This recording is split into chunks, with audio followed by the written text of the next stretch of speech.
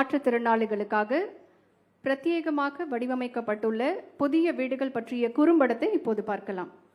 கோயம்புத்தூர் மாவட்டத்தில் உள்ள மாற்றுத்திறனாளிகளுக்கு வீடு உள்ளிட்ட அடிப்படை தேவைகளை பூர்த்தி செய்து கொடுக்கும் உயரிய நோக்கத்தில் மாண்புமிகு தமிழ்நாடு முதலமைச்சர் அவர்களின் உத்தரவின்படி வீடு இல்லா 114 மாற்றுத்திறனாளிகளை கண்டறிந்து கோயம்புத்தூர் மாவட்டம் செட்டிப்பாளையம் பேரூராட்சிக்கு உட்பட்ட ஓராட்டுக்குப்பை என்னும் பகுதியில் 4 ஏக்கர் பரப்பளவில் இடம் தேர்வு செய்து இலவச வீட்டுமனை பட்டா வழங்கப்பட்டது. இதைத் தொடர்ந்து அனைவருக்கும் வீடுகள் வழங்கும் திட்டத்தின் கீழ் ஜிடி நாயுடு சேரிட்டிஸ் நிறுவனத்தின் பங்களிப்புடன் ரூபாய் 2.39 கோடி மதிப்பீட்டில் 114 வீடுகள் கட்ட நடவடிக்கை மேற்கொள்ளப்பட்டு முதற்கட்டமாக தலா 6.60 லட்சம் மதிப்பீட்டில் 86 அழகிய தனி கான்கிரீட் வீடுகள் கட்டி முடிக்கப்பட்டுள்ளது. இந்த வீடுகளில் மாற்றுத்திறனாளிகள் சுலபமாக சென்று வர சாய்தளங்கள், படிக்கட்டுகள், தடுப்பு கம்பிகள், கழிவறைகள், தனித்தனி குடிநீர் குழாய், ஒவ்வொரு வீட்டிற்கும் மேல்நிலை நீர்த்தேக்க தொட்டி உள்ளிட்ட அனைத்து வசதிகளும் செய்யப்பட்டுள்ளது. தரமான தார் சாலை வசதி, 60,000 லிட்டர் கொள்ளளவு கொண்ட மேல்நிலை நீர்த்தேக்க தொட்டி, மின்சார வசதி, தெருவிளக்கு வசதி,